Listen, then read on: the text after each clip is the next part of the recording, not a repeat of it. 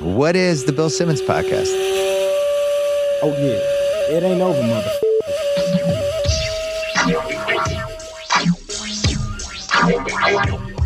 Well, the Bill Simmons Podcast is a lucrative podcast that was sold to Spotify for hundreds of millions of dollars. Right. What is the Bill Simmons Podcast? The Bill Simmons Podcast is a podcast designed to comment on... Also criticize. And criticize, Matt, you're correct, the Bill Simmons Podcast.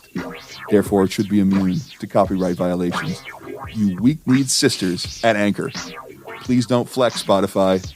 I read the law. It doesn't make a difference because you got way more money, but I still read it. Matt, it's me, Chris. I'm aware. It's the Bill Simmons Podcast. It is.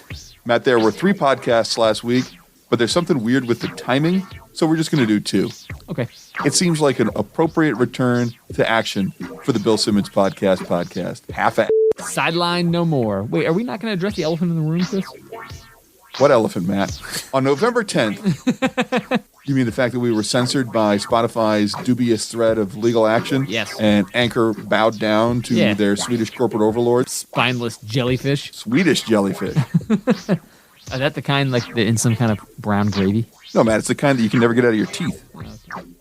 Also, we're recording this through masks. So if you've come for your usual level of Bill Simmons Podcast, technological sophistication, check somewhere else. Welcome back.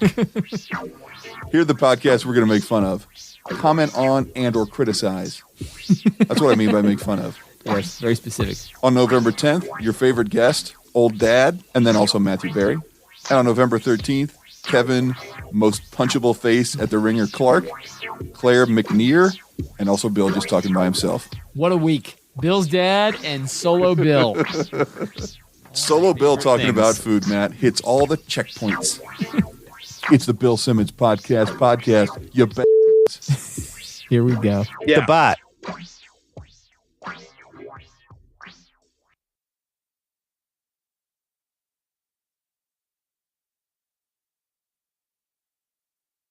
Man, on the one that featured Bill's dad, 44 seconds in, more complaints about Bill's ads. The ad is for Chase Financial Crap. Bill then goes on to talk about game days and says this. Like on the things you need for game day, especially on those Sundays. Is Chase paying him to imply but not say that Chase is especially good for NFL games, but also all other game days when sports occur just about every single day of the week, just about every single day of the year? At 1:51, Bill, Time Master. Claire's book was supposed to come out November 10th. It is now out. He said that on November 10th. This feels like a man trying to sound authoritative with no information. Claire's book was supposed to come out on November 10th. Today is November 10th. It came out. So it did come out on November 10th. Ipso facto, et cetera, et cetera. At 2:35, this swallow. Or if you haven't subscribed. At 2:44, this delicious swallow. Returning Wednesday night. At 3:03, fantasy football as we head into the home stretch here. Now just keep that in mind. Pearl Jam at 3:03. In order to be considered part of a family, you have to meet 2 important requirements. Bill lists them here, possibly not in any particular order, at 3:46. It felt like he was in our family, even though he never came to any holiday. Uh-huh. It is important to come to a holiday. Yeah, at with least your occasionally. Other family members. Here's what else Bill thinks is important. We didn't know him. This sounds like the instructional manual for stalking. At 7:09, thing. Tommy's on the Holy Cross thing. Was Tommy crucified? At 16:09, laughter. At 20:37, this swallow. And Kuzi was... At 20:59, subject-verb agreement. It's like one of the greatest basketball players in the history of the franchise. This individual was one of the greatest basketball player. Yes. I think it's a Voltron situation. All these individuals formed one great basketball player. The key is always be the crotch. I was going to say like Transformers, but that's just one car that turns into one robot. That would be, he was one of the greatest basketball robot. Foreshadowing of more robot discussion down the line. At 22:28, more family. Pure love, the same way as a family member. I think he means the same way as if it was, or if it were a family member. Not the same way It was a family member. It was, Chris. Well, in the same way. At 26-21, this is not how you pronounce this word. And then he becomes kind of this emeritus. Oh, God. Robot judges? Emeritus. Emeritus. Emeritus. Emeritus. Emeritus. It sounds like a venereal disease. Didn't you spend all last weekend banging huge whores at Emory University? Yeah, I totally got emeritus. What? Huge old horse? Whores, like a bunch of girls who have venereal diseases. Yeah, I understand the concept of prostitution, Matt. And they are at Emory. Why? Because I got to make emeritus work. Oh, because it's a disease you catch at Emory. At Emory, yeah. Ah, okay. Like Legionnaire's disease was caught by the American Legion. Yeah. Yeah, all right. At 30-49, Bill Simmons indicates that the Celtics, founded in 1946, are such a historical program that your great-great-grandparents could have been Celtics fans. Like your great-great-grandparents might have been Celtic fans. My grandfather was born in 1916. If we assume his father was 20, his father would have been born, that's my great-grandfather, in 1896. And if his father was 20, he would have been born in 1876. Yes. Which means he would have been 70 Right. when the Celtics were founded, when he first could have conceivably, no pun intended on conception, become a fan. It's possible if you have 5 generations of people who were all born when their parents were 20, the great-great-grandfather could have been born in 1920 and would have been 26 when the Celtics were founded. What do you think? You buy it? Not even for a second. By the way, did you pick up Bill's dad announcing in this that he became Yes. a Boston fan Yep. after moving to Boston, possibly from New York? Yes. I switched my allegiance from the Knicks to the Celtics. Yeah. And Because you were in New England. Like, I was like, F you, Bill, are you going to call this motherfucker out on Yeah. this or not? Couldn't believe it. On the other hand, I think it might be past when we can really call out Dr. Bill because I think he's crazy. Listen to this at 33-23. An authorized autobiography. His dad asks if the autobiography was authorized. Yes. Does he think that this Excuse was a... me, self. Yes. Are you okay if I write a tell-all book about us? It's a multiple personality thing. Don't tell the candy man, but I am writing a biography of him. At 34-26, Bill, always the most thoughtful when it comes to talking about death. After he lost his wife, though, the traveling was reduced quite a bit. Yeah. Well, what a career.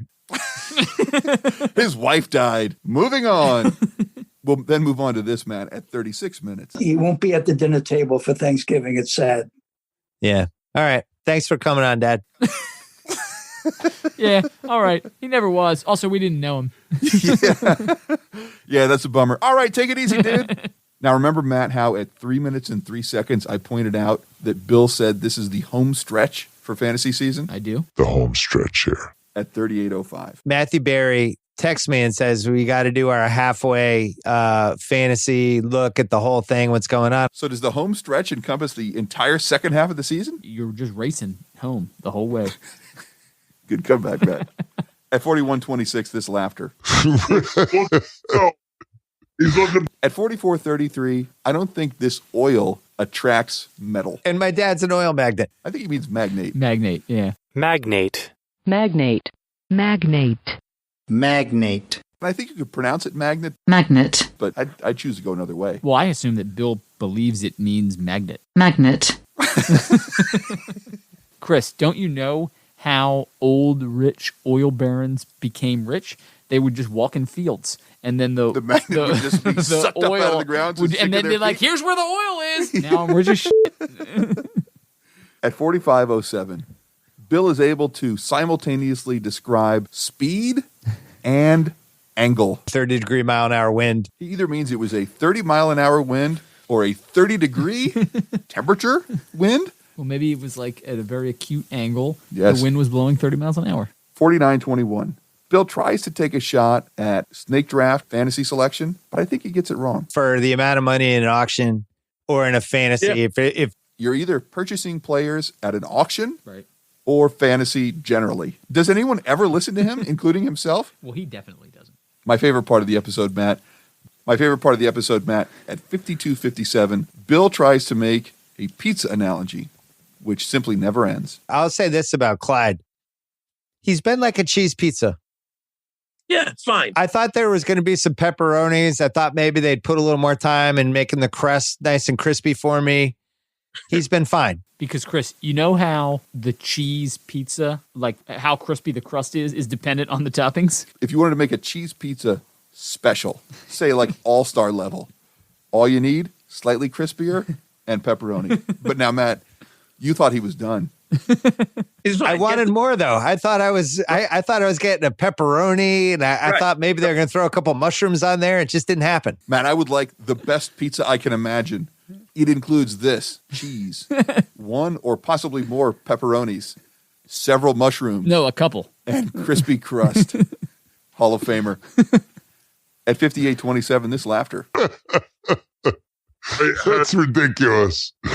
At 101.27, this does not sound like a good trade. If somebody in your league picked up Herbert for whatever after week 1, If they picked up Herbert for whatever, and whatever was nothing, it was a good trade. Right. If they picked up Herbert for Baker Mayfield, it was a good trade. Mm-hmm. But when you don't define whatever, your point is lost, Yes. Bill. That is called, Matt, criticism. That was use for criticism. At 103.56, a Joe Bluth nominee and then a double superlative. who do you have as your top MVP receiver? That means the receivers who are all the most valuable player. So, And by dint of the word most, there can be only one. But of those who are the most valuable, this is the top.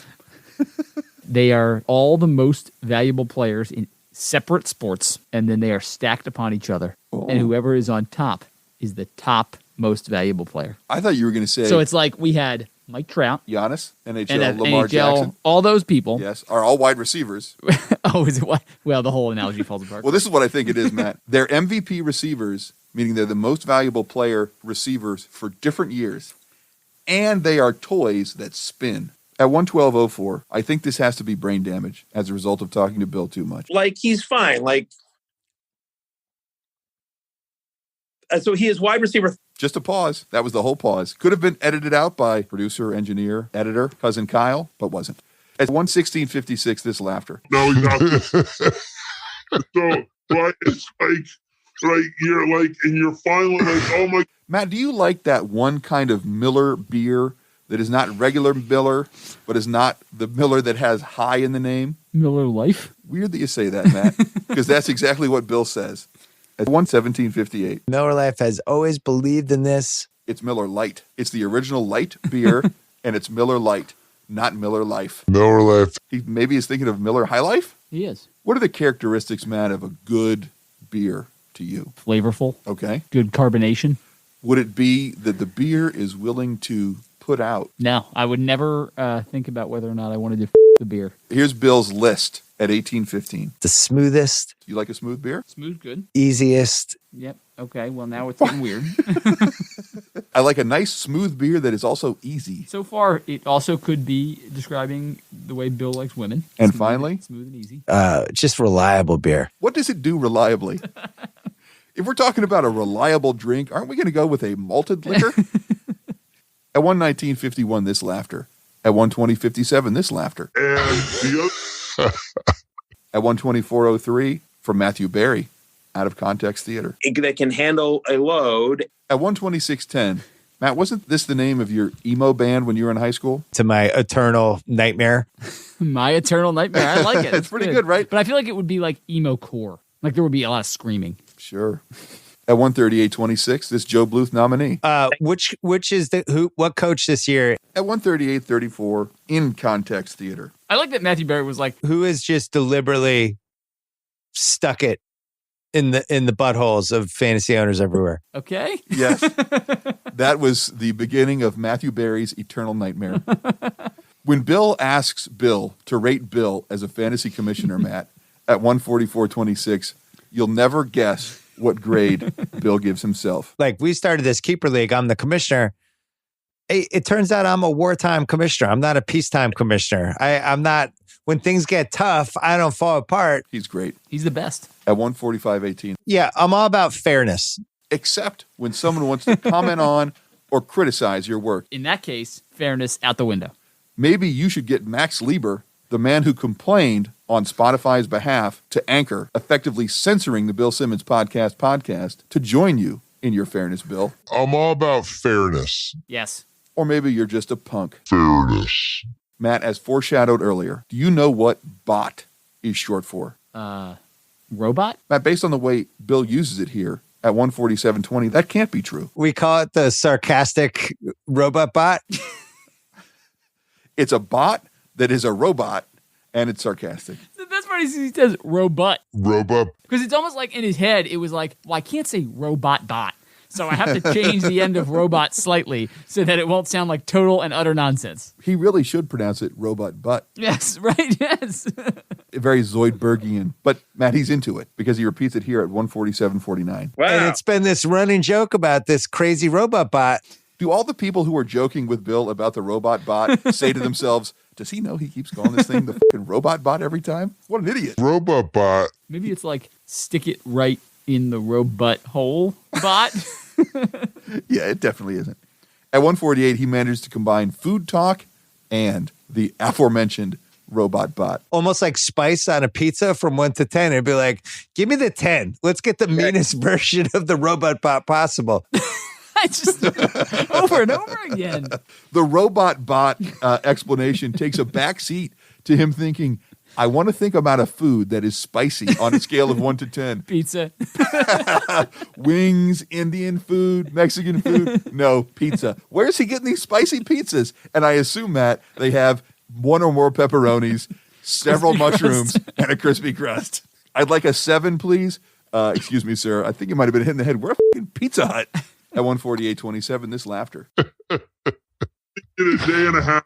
At 150.48, this is the sports guy talking about car racing. Do I have to watch cars going in laps? Going laps? Going on laps? Going in laps? I think he means doing laps. At 150.156, bad branding. That's it for the BS podcast. We'll be back after this. I can't quit him. I'm just stuck with him. Matt, we'd like to thank all the people who support us on Patreon Yeah. by giving us free money. Thank you. Even though we told all those people, stop giving us free money because we're not doing a damn podcast. Those of you who have given us money, more power to you. Those of you who gave us money, we still love you. Wait, are there people who are still giving us money? I think so. And producer Joshua, it is your call. Let us know. We'll shoot the breeze with you offline, or we'll just record you and put you on a podcast.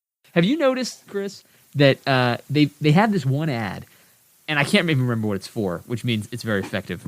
Bill does this thing where he's like, from now on, we're going to play like, oh, it's Subway. He's like, we're going to play Good Call of the Week. Yes. Bad call, good call.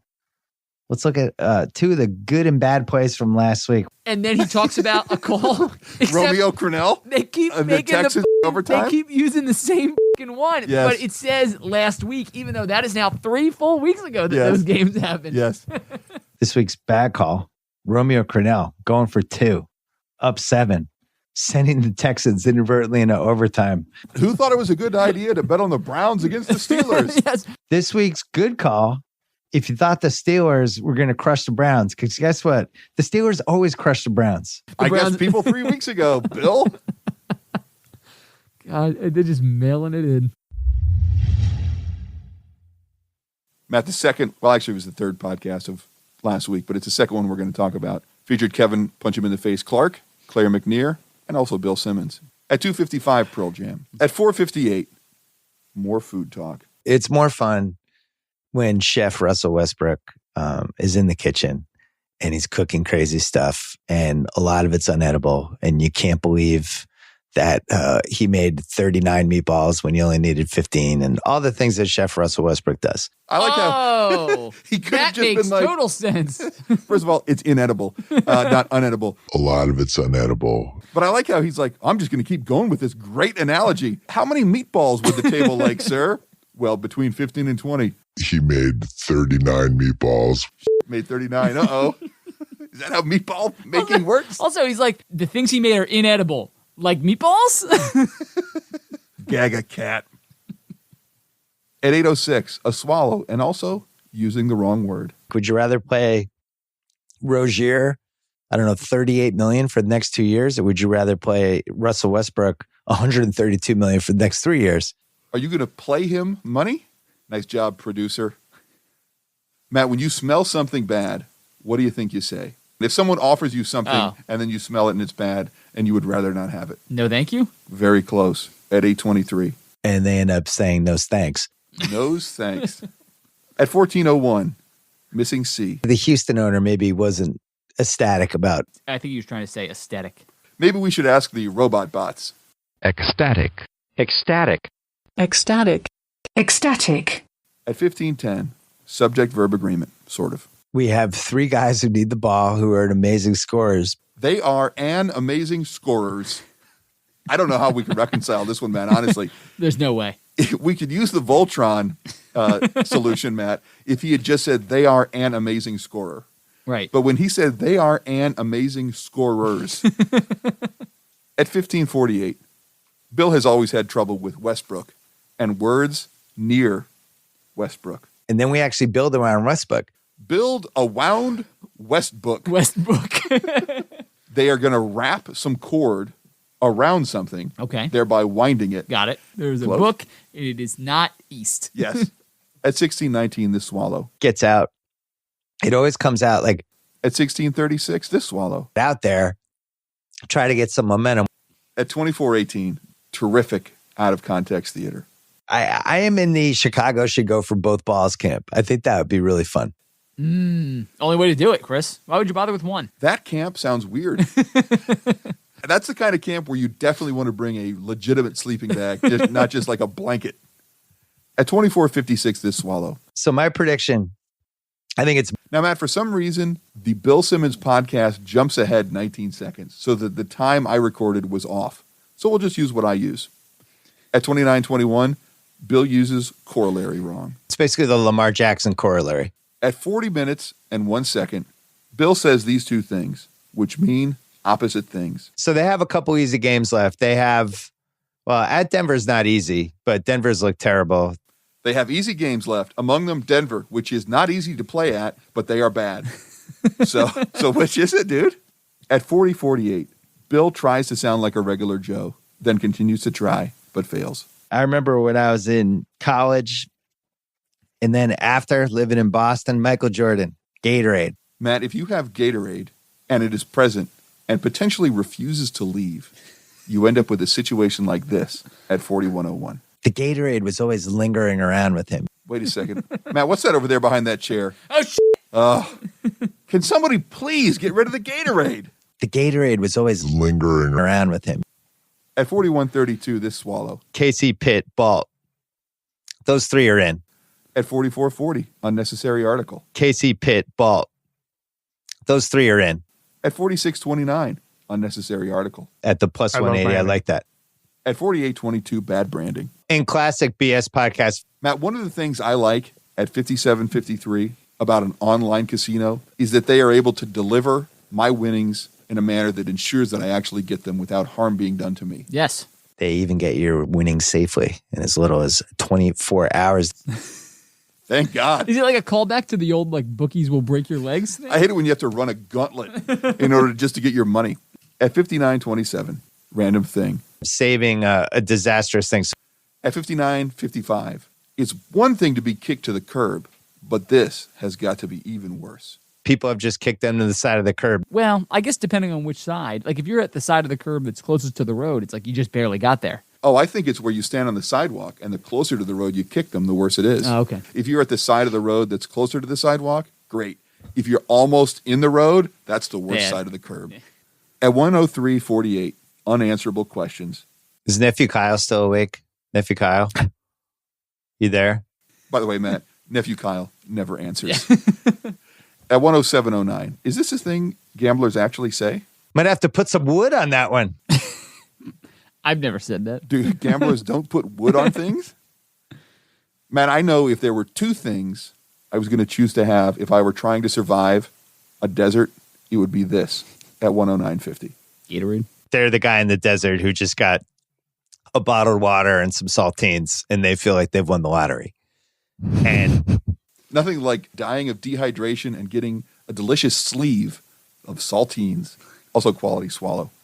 At 1:13:34, the first noticeable nose laugh by Kevin into the microphone. well, he hired a great coach. At 1:25:45, more nose laughs. Dolphins. At 127.13, does he say Super Dough? We were in the Superdome together once. Possibly Super Bill? I think Super Dome. It's got to be Superdome. Yeah, but Super Dough sounds like some kind of awesome pizza. Super Dough. Oh, Extra yeah. crispy. Yes, cheese, Pepperonis. and a mushroom or two. At 1:30:04, an unnecessary article merger. Or do you have enough space to actually absorb him? That sounds like something that murders you from a black hole. We barely survived our encounter with The Nuff. More nose laughing from Kevin Clark at 1:30:26. And miss a 3-pointer for us every once in a while. How's that sound? I hope you get Russell West. Bad branding at 1:30:53. The BS podcast. At 1:35:06. What is he talking about? It's the perfectly structured game show we've ever had. I think he means the most perfectly The perfectly structured. we've ever had. If he had just said it's the perfectly structured game show, that would be okay. But Even then that he would said be we weird. have ever had of all the perfectly structured game shows, it is The. Yeah, he really just needed one word. more thoughtful discussions about someone dying at 1:35:58 They'll never tweak it, but now they have to tweak the host. because he died. Such a gentleman. At 1:38:44, unnecessary article. And you just couldn't separate the Trebek. At 1:47:24, And especially if you're a true drunkie with all this stuff. you really like Jeopardy. You want to shoot it into your veins. You are a Jeopardy drunkie. You got drunk off the dope of Jeopardy. At 1:55:39, bad branding. That's it for the BS podcast. Matt, we're back. We're back, baby. Get ready for the Bill Simmons podcast once every 7 to 20 days. Now when we get hosted around by- to it. What? Who's hosting our podcast now? Where we put where? How Oh, we, I think it's on Transistors where I'm going to try to put it. and then if it goes on Transistor, will that then it will make its way to all the normal? Well, Matt, if they're listening to it, then they already know where to get it. What am I You know going what to I'm say? saying? Like, is it still going to You show can up listen on to iTunes it and shit? wherever you've already listened to Is it it. still going to show up on iTunes and shit? I don't know, man. I hope so. We might have to Well, I wonder if is what brought it to Spotify's attention the fact that Anchor was putting it on Spotify. Oh, could be. I'm going to submit it to Spotify, sure. We're not going away. Couldn't have said it better, Matt. Matt, here's some things Bill and his guests found delicious in the last week, or at least some funny sounding noises. Oof. Okay. Mm. Like, Mm. and Oof. Wow. like, so they were upfront quietly. He's going to be, and Deshaun Watson among the Charger, right? Oh. Can like have Ugh. the way the system. And so I've and then they ooh Aaron TV. And I property and thing that ended us. It certainly has wow huge At 20, huge old burp. At 2059, That's OL. OL apostrophe. in Sweden, where Spotify, those corporate bastards are headquartered, it would be pronounced Oli. A big Oli burp. You know what the problem is, Matt? Is that they come What down problem on is, us Chris? for using Bill Simmons audio from the Bill Simmons podcast. Yeah. The Rewatchables does that. I know. It's like the whole thing. Hypocritical ass motherfuckers. It's bullshit, Matt. I Also agree. protected by the Copyright Act of 1974 or possibly 76 for use, comment, and or criticism. I agree. We are criticizing you, Bill,